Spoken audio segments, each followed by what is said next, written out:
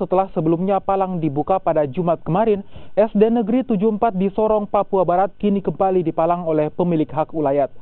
Sekolah Dasar Negeri 74 hingga kini masih digembok dan pagar sekolah dilapisi kawat berduri.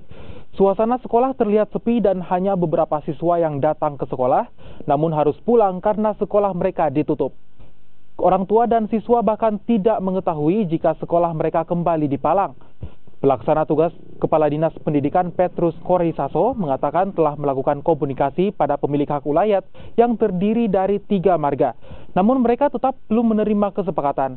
Dinas Pendidikan masih menunggu keputusan Wali Kota Sorong terkait permasalahan tersebut untuk sementara proses belajar mengajar siswa dialihkan ke sekolah lain mulai Senin nanti.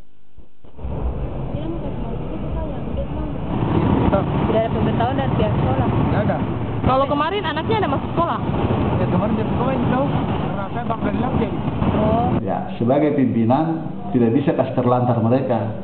Sebagai penanggung jawab teknik edukatif di Dinas Pendidikan, ya saya sendiri pasti saya akan mencari solusi jalan keluar dan mereka pasti akan sekolah. Tidak bisa mereka tinggal di rumah atau nganggur, pasti akan sekolah.